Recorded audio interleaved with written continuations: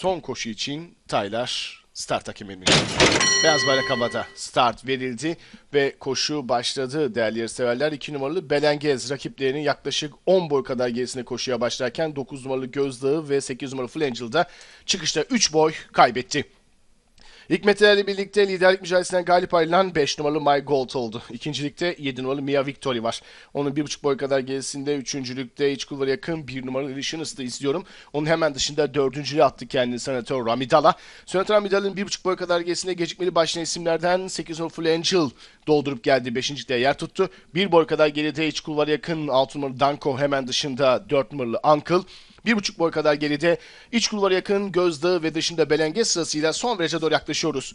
5 numaralı My Gold kaçmayı sürdürüyor. Fark buralarda 1,5 boy kadar. Dışarıdan yaptığı ataklarla ikinciliğe 800 geçirken Senatör Amidala sokuldu. Bariyer dibinde üçüncülükte kaldı 7 numaralı Mia Victory. Onların 1 boy kadar gerisinde dördüncülükte Illusionist, hemen dışında Full Angel, bariyer dibinde Danko, dışlarında Uncle sırasıyla son düzlüğe yaklaşıyoruz.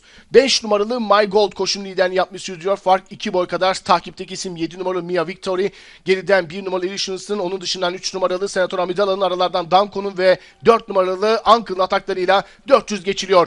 Pistin ortasından şimdi 1 numaralı Illusionist geldi. Rakiplerini yakaladı, liderliği aldı. Fark 2 boya kadar çıkardı. Dış kulvardan Danko'nun, geriden 4 numaralı Uncle'ın çabası. 200'den sonra öndeki birincilik mücadelesi ortak olmak adına, ancak 1 numaralı Illusionist sonlarda koşun lideri 6 numaralı Danko'nu sıkıştırmaya çalışıyor. Son metrelerde iç kulvarda Illusionist koşun lideri, dışarıdan 6 numaralı Danko geldi. Şimdi rakibini yakaladı.